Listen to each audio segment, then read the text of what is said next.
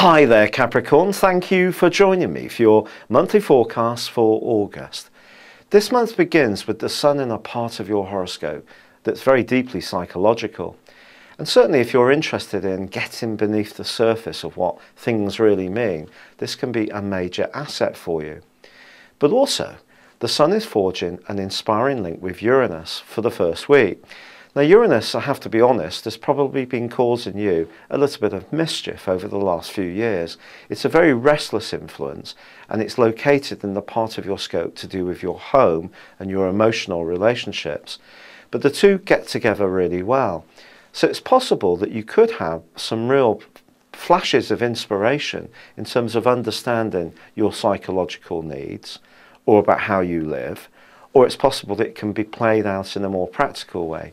For example, thinking about working from home or anything to do with property could be quite fortunate on the back of this particular influence. But you have three planets still lined up in your opposite sign, but they're all doing good things for you, or potentially good things for you.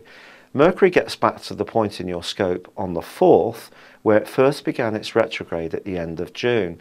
Of course, it hasn't been going backwards for the last couple of weeks, but if there were some kind of misunderstandings that began at the end of June, they can be unravelled at this time.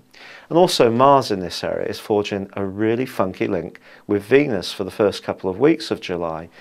Now they're not exactly sextile for the whole of this time, but they're very enabling for one another. And this could see you chatting to someone who's very different to you, who lives overseas, someone who maybe is not located locally to you. But there's something very exciting about the way you connect, and you can really inspire and egg each other on. Now the third influence in your opposite signs is Jupiter. And Jupiter is opposite Pluto, tiny Pluto, but very potently powerful Pluto, which is located in your sign. This can be one of those aspects that can be very, very good. Someone can come into your world in the first 3 weeks of this month, and they can be a very inspirational character. They could be knowledgeable, they could be someone full of enthusiasm, and you can really get a frisson of excitement between you and really be very, very dynamic between you in a duo. The problem is that Pluto opposite Jupiter can also see people overreach themselves in terms of their ambitions. So if there is something that comes along that does look good, that's based on a partnership, don't try to get to the gold part of it, the golden element of it in one fell swoop.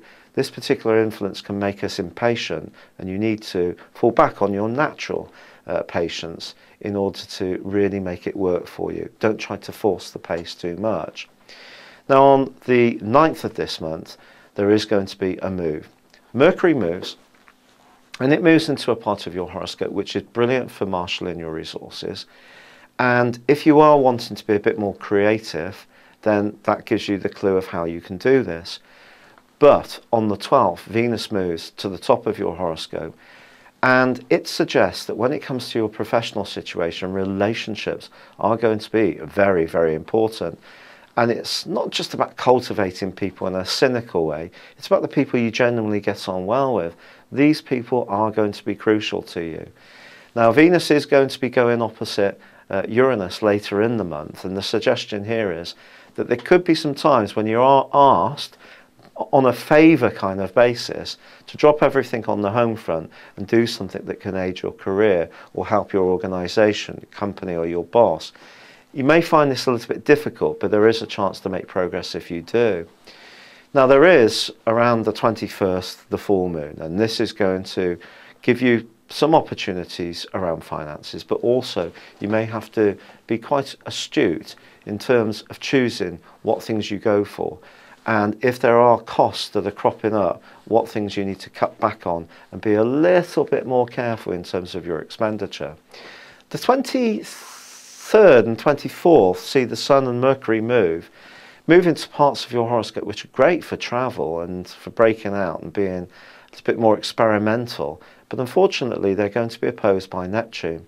So if you are planning to get any information together, you must make sure that you get the facts, that you don't do anything at a superficial level, especially if you have to present that information to a decision maker further up the line. But also, if you're discussing anything with anyone, don't necessarily believe what you're told. Someone may not set out to be a trickster, but Neptune is the trickster planet. So just be conscious of what you say, what people say to you, and look in a determined way to get to the nub of it, the facts. Use your natural discrimination and attention to detail to do this. Now, by the end of the month, on the 28th, well, you have an opportunity to again make progress financially when Mars moves into Leo, and this can make you more ambitious to improve your lot in life. So this is a month when there's a lot of opportunities around finances and relationships, but it's all about making the right decisions on those issues, Capricorn. Thank you for joining me. Good luck and goodbye for now.